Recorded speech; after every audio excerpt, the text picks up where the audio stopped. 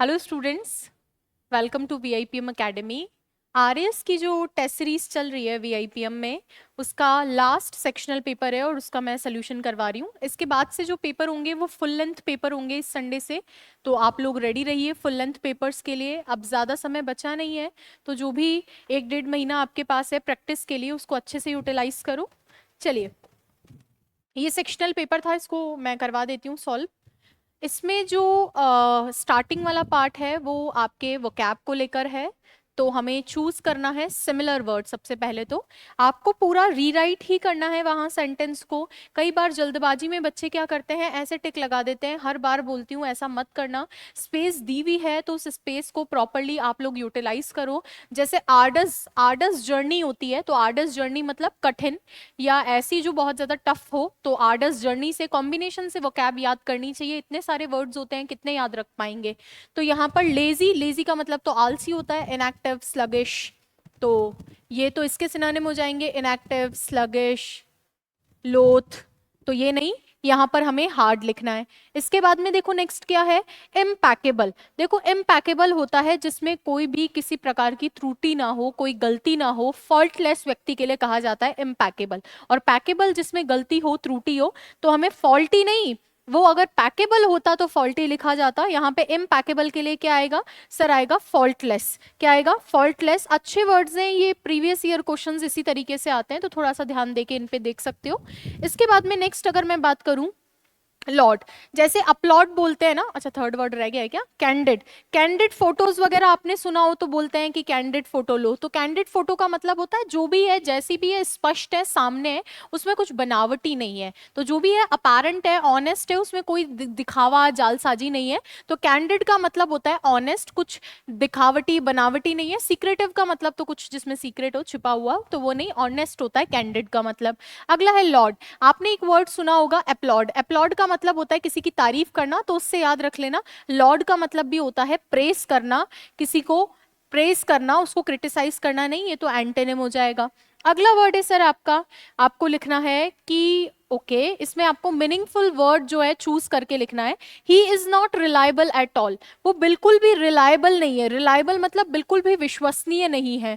He always take someone to task. Take someone to task का मतलब होता है स्कॉल्ड समवन, किसी को डांटना, किसी को गुस्सा करना, रेप्रीमेंड करना। अगर टेक समवन टू टास्क, किसी को बोलते हैं ना आड़े हाथों ले लेना, तो उसको बोला जाता है टेक समवन टू टास्क। इसका मतलब जो है उस पर गुस्सा कर रहे हो, आप डांट रहे हो, चिल्ला रहे हो। और एक है chicken out at the last moment. Chicken out का मतलब तो होता है, एक और इससे रिलेटेड होती है, chicken hearted. Chicken hearted, basically जो चिकन होता है उसको थोड़ा सा डरपोक माना जाता है। आप जानते हो कि जो बेचारे मुर्गी के बच्चे होते हैं, मुर्गी होती है, वो बहुत ज्यादा डर जाती है, बहुत जल्दी डर जाती है। तो चिकन आउट का मतलब होता है लास्ट मोमेंट पे जो है वो फ्राइटन हो गया, डर गया। तो फ्राइटन हो, चिकन हार्टेड का मतलब भी फ्राइटन व्यक्ति के लिए ही लिया जाता है। तो फ्राइटनड, तो ये क्या कह रहा है, उस पर विश्वास मत करो, वो हमेशा लास्ट में क्या कर जाता है, डर जाता है। और तो ये थोड़ा सा ध्यान रखना। और टेक समवन टू टास्क का मतलब होता है किसी को, किसी पे गुस्सा करना, डांटना। अगला है प्लीज टर्न अप या turn down the volume, it is too loud. Very clear कि यहाँ पे लिख रखा है कि बहुत ज्यादा लाउड जो है वॉल्यूम है, तो ऑब्वियसली उसको टर्न डाउन नहीं करोगे। ठीक है क्या, तो ये ध्यान रखना। अगला है आपसे पूछा है, 2 वर्ड दे रखे हैं कि हर परफॉर्मेंस वॉज क्रेडिबल या क्रेड्यूलस। देखो, क्रेड्यूलस तो पर्सन होता है, क्रेड्यूलस पर्सन होता है, जिसको लिए एक और वर्ड आता है गलीबल। गलीबल का मतलब होता है भोला भाला, इनोसेंट, एक ऐसा व्यक्ति जो बहुत जल्दी से जो है बहकावे में आ जाता है। नेव, नेव भी कह सकती हूँ। तो गलीबल हो गया, इनोसेंट हो गया, नेव हो गया, उसको बोलते हैं क्रेडुलस। बहुत भोला भाला है, मतलब बहुत आसानी से लोगों के बहकावे में आ जाता है। और क्रेडिबल का मतलब होता है शानदार। क्रेडिबल वैसे विश्वसनीय और शानदार दोनों के लिए यूज किया जाता है ये वर्ड।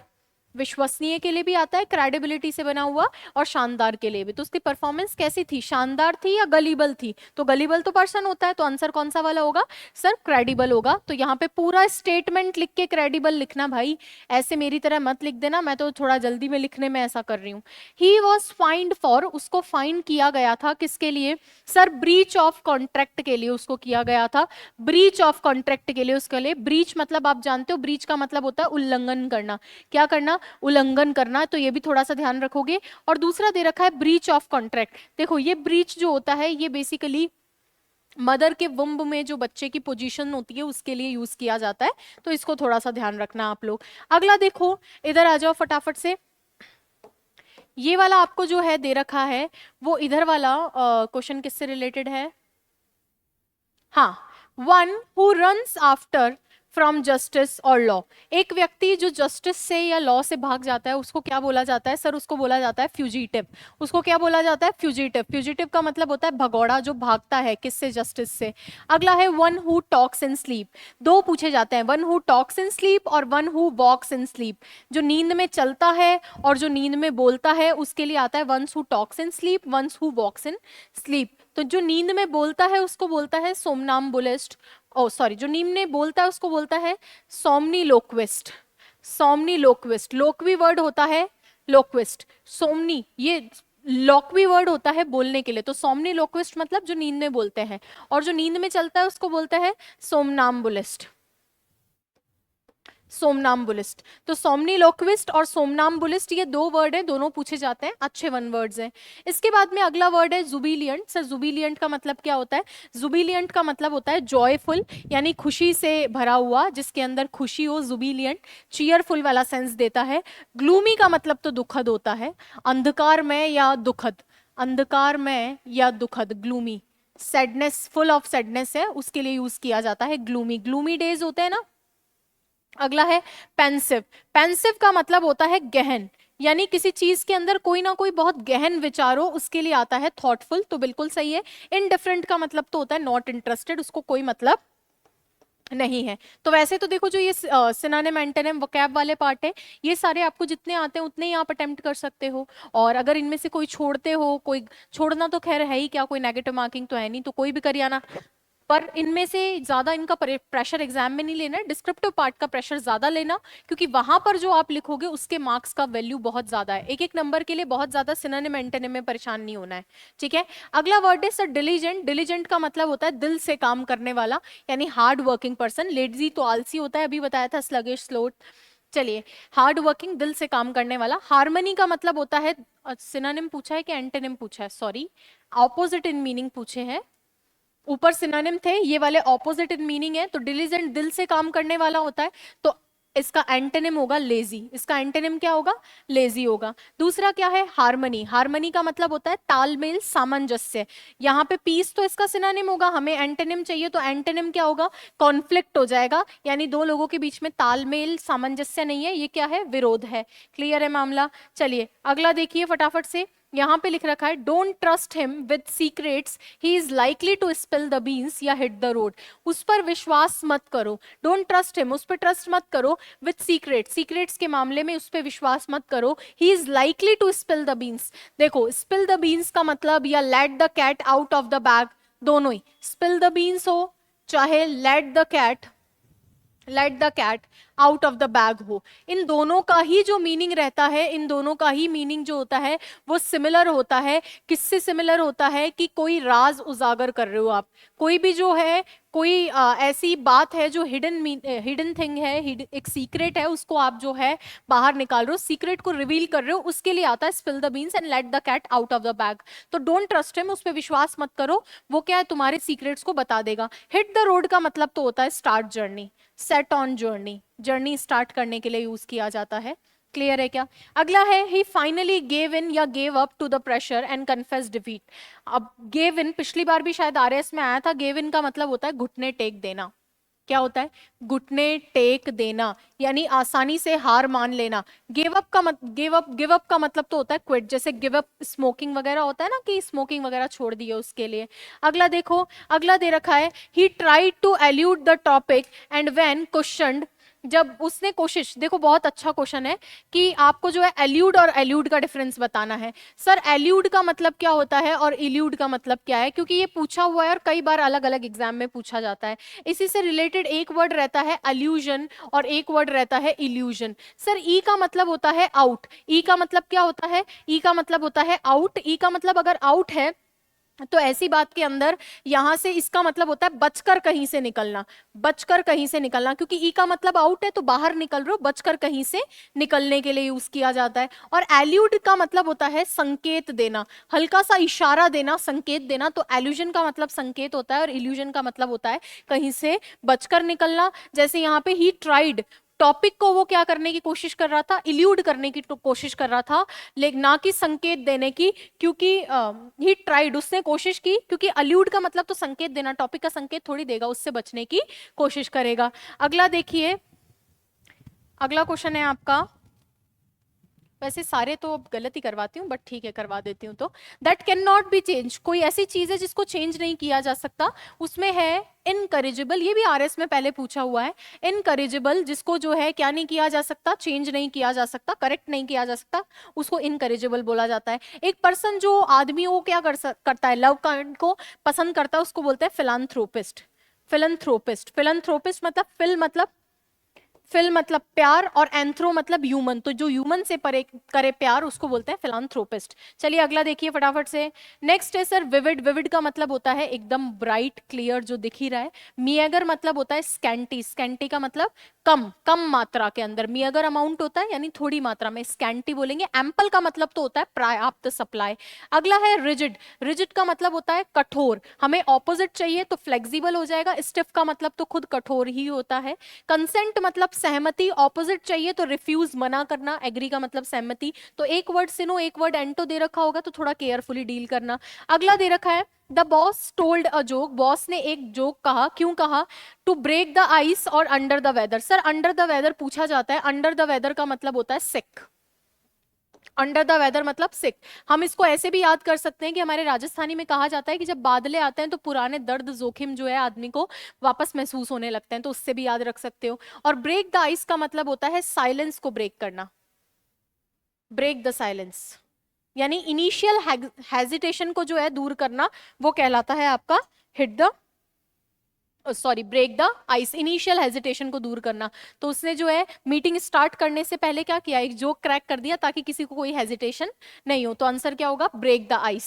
अगला है द मशीन ब्रोक डाउन या broke up. Sir break down का मतलब होता है खराब होना। ब्रेक डाउन का मतलब क्या होता है, खराब होना। मशीन भी हो सकती है, आदमी भी हो सकता है। तो आदमी डिस्टर्ब हो गया तो वो ब्रेक डाउन होता है, मशीन खराब हो गई ब्रेक डाउन होता है। ब्रेकअप का मतलब तो आप जानते ही हैं, रिलेशनशिप वगैरह का ब्रेक होना, उसके लिए ब्रेकअप आता है, रिलेशनशिप का ब्रेक होना।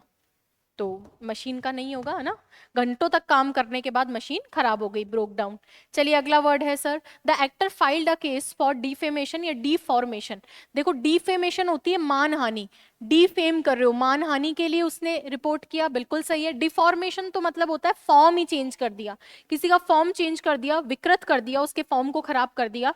तो फॉर्म को खराब नहीं किया उसने, तो मानहानि का केस किया है कैरेक्टर पे, ठीक है, कैरेक्टर की मानहानि हुई है उसकी। अगला देखो फटाफट से, अगला क्या दे रखा है सर, यहाँ पे दे रखा है कि रेमेडी, अच्छा एक और है ऊपर, the river change its course या course after the flood. Flood के बाद में अपना जो है कोर्स रिवर ने चेंज किया। सर इस कोर्स का मतलब तो होता है मोटा, मोटा, मोटा अनाज होता है ना, कोर्स ग्रेन्स, मोटा और थोड़ा खुरदुरा, उसके लिए भी यूज किया जाता है, खुरदुरा और मोटे के लिए।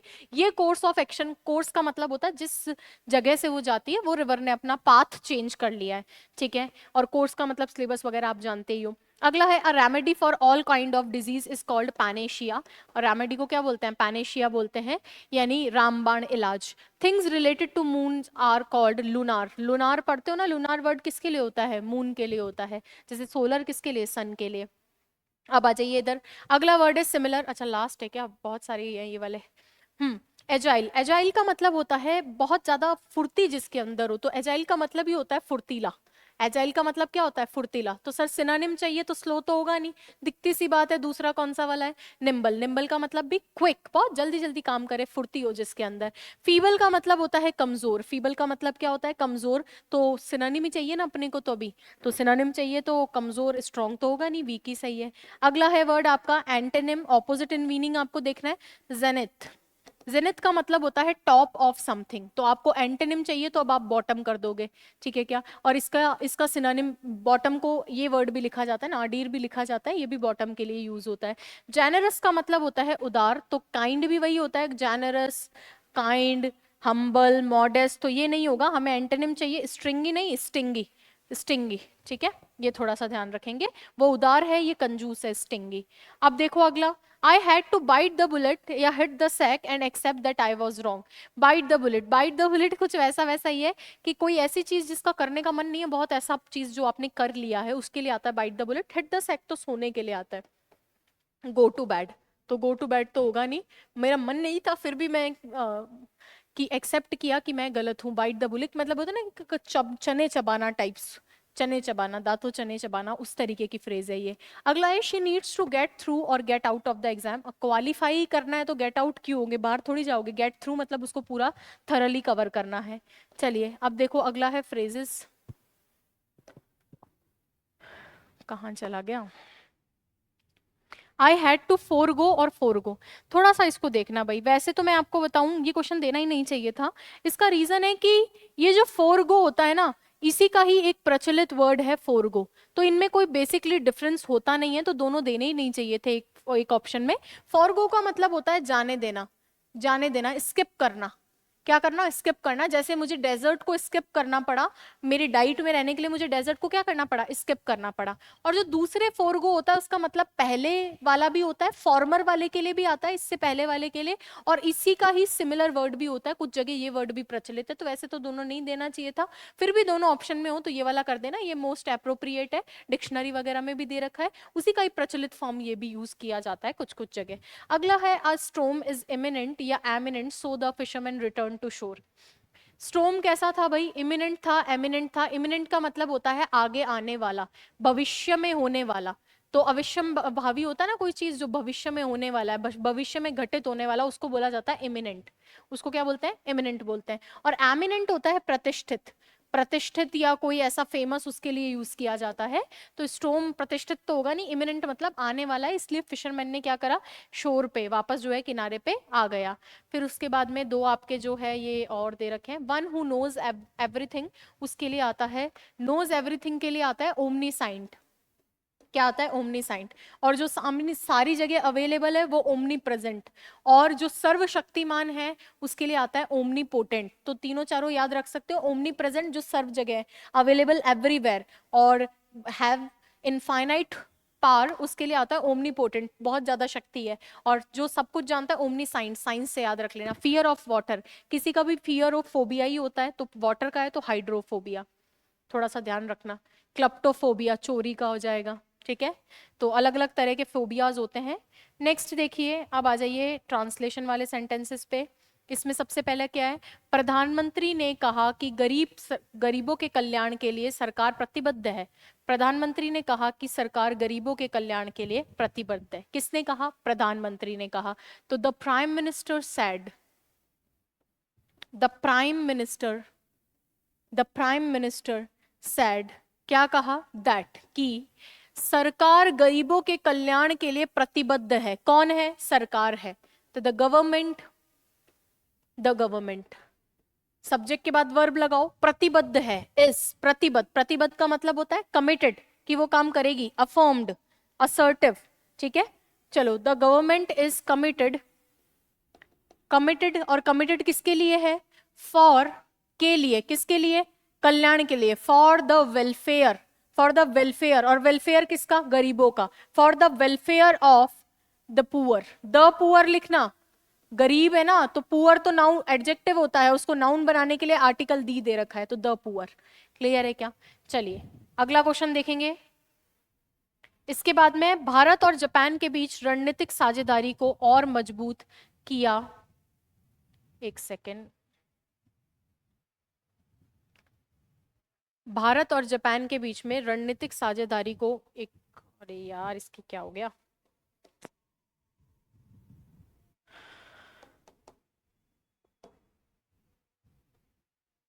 हाँ, भारत और जापान के बीच में रणनीतिक साझेदारी को और मजबूत किया गया है। तो द रणनीतिक साझेदारी, डिप्लोमेटिक, द डिप्लोमेटिक, मजबूत किया गया है। अरे किसको किया है, रणनीतिक साझेदारी को या भारत और जापान को, रणनीतिक साझेदारी को। तो सब्जेक्ट ढूंढा क्या, द डिप्लोमेटिक कॉपरेशन, किस किस के बीच में? Between India and Japan, between India and Japan. तो डिप्लोमेटिक उसको क्या किया गया है? मजबूत किया गया है डिप्लोमेटिक कॉपरेशन है ना, तो हैज बीन स्ट्रेंथन। अब एक बच्चा कह रहा है ये कैसे आया? तो पहली बात, हैज तो इसलिए आया क्योंकि कॉपरेशन को मजबूत किया है, इंडिया और जापान को नहीं। वैसे भी प्रेपोजिशन के बाद ऑब्जेक्ट है, इनका वर्ब पे कोई फर्क नहीं पड़ेगा। दूसरी बात, बीन क्यों लगाया? क्योंकि पैसिव है, उसने थोड़ी मजबूत किया है, उसको मजबूत किया गया है, ये ध्यान रखेंगे। बजट में मध्यम वर्ग को टैक्स में राहत देने की घोषणा की गई है। या तो डायरेक्ट लिख दो, budget announces, the budget announces, the budget announces relaxation in tax for medium class, for the middle class, for the middle class। या फिर सीधा लिख दो, it is provisioned, ऐसी घोषणा की गई है। इट इज अनाउंस्ड, डायरेक्ट लिखो, प्रावधान नहीं तो डायरेक्ट लिखो घोषणा। इट इज अनाउंस्ड किस में? It is announced in budget for the relaxation in tax for middle class. दोनों तरीके से बना सकते हो। अगला है, नई शिक्षा नीति छात्रों की व्यवहारिक ज्ञान पर आधारित होगी। The new education policy, the new education policy, क्योंकि आधारित होगी, कौन होगी? न्यू एजुकेशन पॉलिसी किस पर? Will be based, new education policy will be based, होगी किस पे होगी? ऑन प्रैक्टिकल नॉलेज, व्यवहारिक ज्ञान है ना, ऑन प्रैक्टिकल नॉलेज। और प्रैक्टिकल नॉलेज किसकी? Practical knowledge of the students. तो ये किस पे बेस्ड होगी? स्टूडेंट्स के व्यवहारिक ज्ञान पर बेस्ड होगी। अगला देखिए, सुप्रीम कोर्ट ने कहा कि संविधान धर्मनिरपेक्षता की रक्षा करता है। The supreme court said, supreme court ने कहा, क्या कहा? दैट द कॉन्स्टिट्यूशन करता है, क्या करता है? रक्षा करता है। तो द कॉन्स्टिट्यूशन प्रोटेक्ट्स किसकी? द कॉन्स्टिट्यूशन प्रोटेक्ट्स धर्मनिरपेक्षता, secularism. The constitution protects secularism. Clear है? अगला है, भूकंप झटकों से कई राज्यों में डर का माहौल बन गया है। या तो डायरेक्ट लिखो कि इस चीज ने ऐसा किया है, या फिर इनडायरेक्ट लिखो, दोनों लिख के बता देती हूं। जैसे अर्थक्वेक शेकिंग लिखो, चाहे अर्थक्वेक ट्रेमर्स लिखो। जैसे मान लो वहां किसी बच्चे को ट्रेमर्स वर्ड नहीं आया, कि tremors word shaking of earthquake के झटके के लिए यूज करता है, तो आप सीधा लिखना शेकिंग। वहां के हिसाब से हमें प्रैक्टिकली सोचना है ना, तो अर्थक्वेक शेकिंग या अर्थक्वेक ट्रेमर्स, माहौल बना दिया इन्होंने, बन गया, created environment of fear in various या सेवरल स्टेट्स। या दूसरा तरीका क्या था इसको लिखने का? ऐसे भी लिख सकते हो, an environment of fear can be seen in various states due to earthquake tremors।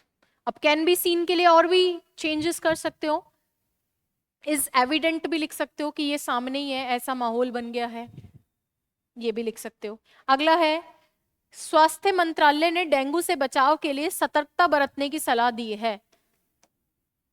The ministry of health सलाह दी है, हैड एडवाइज, ऐसी वाला, क्यों? क्योंकि प्रेजेंट परफेक्ट है। तो the ministry of health has advised, उन्होंने एडवाइस किया है क्या? सतर्कता बरतना। तो एडवाइस किया है सतर्कता, एडवाइज्ड कॉशन, किसके लिए? फॉर प्रिवेंशन ऑफ डेंगू, या तो लिखो फॉर प्रिवेंशन ऑफ डेंगू, या फिर लिखो टू प्रिवेंट डेंगू, दोनों ही सही है। ये भी लिख सकते हो टू प्रिवेंट डेंगू, बट वहां तुम्हें याद आए तब कि कौन सा वाला लिखूं मैं। चुनाव आयोग ने मतदान की तारीखों की घोषणा कर दी है। तो किसने की है? चुनाव आयोग ने। तो लिखो the election commission the election commission, इसी ने कर दी है, प्रेजेंट परफेक्ट है, हैज अनाउंस्ड, इसने क्या किया है, अनाउंस किया है, क्या, the dates of election, election commission ने क्या अनाउंस किया है, the dates of election. Clear है क्या? अगला देखिए, भारत ने स्वदेशी तकनीक से विकसित मिसाइल का सफल परीक्षण किया। किसने? इंडिया। इंडिया सफल परीक्षण किया, टेस्टेड, टेस्टेड किसका? स्वदेशी तकनीक से विकसित मिसाइल का सफल परीक्षण, tested the missile successfully, India tested the missile successfully, कौन सी तकनीक से? Using indigenous technique. तो इंडिजिनस टेक्निक को, स्वदेशी टेक्निक को इस्तेमाल करते हुए इंडिया ने जो है सफलतापूर्वक मिसाइल का क्या किया? परीक्षण कर दिया। क्लियर है ये चीज? चलिए अगला देखिए, अगला है महिलाओं की सुरक्षा को लेकर सरकार ने कई योजनाएं शुरू की है। द गवर्नमेंट, पूरा लिखना है आपको, गवर्नमेंट ऐसे लिख के मत छोड़ देना, पूरा लिखना है। The government has started, start किया है, क्या स्टार्ट किया है? नई स्कीम, न्यू स्कीम्स किसके लिए? For the safety of women, for the safety of women, तो महिलाओं की सुरक्षा, विमेन्स मत कर देना, वेमेन ई लगा देना, वेमेन, ठीक है, तो महिलाओं की सुरक्षा के लिए। अगला क्वेश्चन है सर पैराग्राफ का, जिसमें आपको किस पे लिखना है? Family values in Indian society. I guess family values पे बहुत अच्छा लिख सकते हो, एथिक्स में पढ़ के भी आते हो, वैल्यू इनकलकेशन चैप्टर, तो वैल्यूज वाले चैप्टर्स के हेल्प लेकर, वैल्यू होता क्या है, फैमिली वैल्यूज कैसी हैं, अभी सही है क्या, डेटोरिएट हो रही है वेस्टर्नाइजेशन की वजह से, फिर अब इसमें क्या आपको जो है वे फॉरवर्ड देना है कि किस तरीके से ये कर सकते हैं। इसमें आप वो सारी बातें करेंगे, जॉइंट फैमिली और वो सारी, कि कैसे जो है वेस्टर्न कल्चर की वजह से न्यूक्लियर फैमिली का कल्चर ज़्यादा आ गया है, तो इकोनॉमिक, एक होता है ना इकोनॉमिक फ़ायदा ज़्यादा देखने के लिए आदमी जो है फैमिली से दूर हो जाता है, और उसके लिए और ज़्यादा ड्रॉबैक्स मिलते हैं, कई बार सेपरेशन हो जाता है मैरिज में, और दूसरा जो है बच्चों को अच्छी केयर और वैल्यूज़ नहीं मिल पाती हैं। तो सब बातें इसमें करनी है, पॉजिटिव नेगेटिव और जो सुझाव देना चाहो। अगला है sustainable development during climate change. Climate change का तो जमाना चल रहा है कि सारा क्लाइमेट ही बदल रहा है, सब कुछ तहस नहस हो रहा है, बहुत ज़्यादा जो है समुद्रों का पानी में उफान आ रहा है, आपके जो है ग्लेशियर्स पे गल रहे हैं, तो ये आपका क्लाइमेट में जो भी परिवर्तन आ रहे हैं, हर प्रकार का क्लाइमेट चेंज में सिर्फ वही नहीं है कि टेम्परेचर बढ़ रहा है, सब कुछ जिस तरह का क्लाइमेट चेंज हो रहा है उन सब के साथ में क्या सस्टेनेबल डेवलपमेंट पॉसिबल है क्या? क्योंकि सस्टेनेबल डेवलपमेंट का मतलब है कि अभी की आपकी नीड्स पूरी और फ्यूचर के लिए आप रिसोर्सेज बचा के रखो, लेकिन क्लाइमेट चेंज की वजह से तो पेड़ अभी ही नहीं बच रहे हैं, तो फ्यूचर वाली जनरेशन के लिए क्या ही बचेंगे, पानी अभी ही नहीं बच रहा है तो फ्यूचर वाली जनरेशन के लिए क्या बचेगी, सॉइल अभी ही नहीं बच रही है तो फ्यूचर वाले के लिए क्या बचेगी। तो उसके लिए आपको दोनों के बैलेंस करके बताना है कि कैसे क्या काम करें कि क्लाइमेट चेंज में सुधार होगा तो सस्टेनेबल डेवलपमेंट अपने आप ही हो जाएगा। अगला टेररिज्म है, इसको तो रेडी करके ही जाना है, टेररिज्म होता क्या है और इसके कोई केसेस भी जरूर बताओगे, रीसेंट कोई केसेस हैं, फेमस केसेस, जैसे आप जो है 9/11 जरूर बताओगे, 26/11 जरूर बताओगे, तो ये 2-4 केसेस हैं, जैसे यूएसए वाला हो गया, इंडिया वाला जो बॉम्बे वाला था, और अभी रिसेंट वाले भी बता सकते हो, जैसे आज ही न्यूज़पेपर में आपने पढ़ा होगा, तो ये जरूर टेररिज्म वाला जरूर लिखना, रीसेंट एग्जाम्पल जरूर लिखना, और थ्रेट पूरे वर्ल्ड के लिए, सिर्फ अफेक्टिंग नेशन के लिए नहीं है, ये भी ध्यान रखना, ह्यूमन राइट्स और वो सब कुछ बातें करना, लॉ एंड ऑर्डर क्या इसमें हो रहा है, वो जो आप जानते हैं कि कहाँ कहाँ पर कैसी कैसी जो है ऑर्गेनाइजेशंस ने किन किन कंट्रीज को बैन कर रखा है, वो सब बातें इसके अंदर आप कर सकते हैं। चलिए नेक्स्ट, इसको 200 वर्ड्स में लिखेंगे और इसी के साथ खत्म हो गया क्या? हाँ, इसके बाद में लेटर है, और लेटर किसके ऊपर लिखना है? Applied for a personal loan from any bank, और आपको लिखना है asking him about the whole process. आपको भाई वो चाहिए, क्या बोलते हैं, लोन चाहिए, तो बैंक से क्या क्या पूछोगे भाई, किस इंटरेस्ट रेट पे मिल रहा है, क्या क्या डॉक्यूमेंट्स जमा करवाने हैं, किस आवर्स के अंदर मैं जमा करवा के जाऊँ, कितने दिन में लोन मिल जाएगा, कितने दिन में मुझे वापस पे बैक करना होता है, तो वो सारी डिटेल्स मेंशन करनी है आपको। और चाहो तो फायर एक्सीडेंट पे रिपोर्ट लिख सकते हो। मैं आपकी जगह होती तो नीचे वाले को प्रेफर करती, वहां एक बारी को सोचने में ज्यादा दिमाग लगाना पड़ता। लेकिन ये तो स्टोरी जैसा है, किसकी जैसा, स्टोरी जैसा, तो करने में बहुत ईजी रहता है रिपोर्ट। स्टोरी जैसा मतलब एक फायर एक्सीडेंट हुआ इस जगह पे, क्यों हुआ, किसी शॉर्ट सर्किट की वजह से हुआ, क्या हुआ उसके बाद में, कुछ लोग घायल हो गए, कोई किसी की जान तो नहीं गई है ना, वहाँ का जो वो सामान था वो पूरा जल गया है। तो ये सारी चीजें, क्या स्टोरी बनाना इजी होता है, फैब्रिकेशन इजी होता है। अगर वो कर सको तो ये वाला ऑप्ट करना, वरना तो फिर सोचना लेटर तैयार करना। जैसे 2021 में भी हुआ था कि लेटर से ज्यादा आपका जो है रिपोर्ट इजी आया था, बट बच्चों को लेटर हमेशा से पसंद है, सोचते हैं फॉर्मेट का तो नंबर मिलेगा, तो इसीलिए उसको ऑप्ट करते हैं। बाकी thank you so much, next session में मिलते हैं। और इस बार से फुल टेस्ट पेपर्स जरूर दिया करो। ये मैं पूरा इसलिए नहीं करवाती हूँ, टाइम लिमिट एक तो, और एक डिस्क्रिप्टिव जब बच्चे सामने होते हैं तो पढ़ाने में मजा आता है, और लिखवाने में भी। जब तक उनका एंगेजमेंट नहीं होगा तब तक क्या इसको रीड आउट करने में। चलिए, thank you so much, next session में मिलते हैं।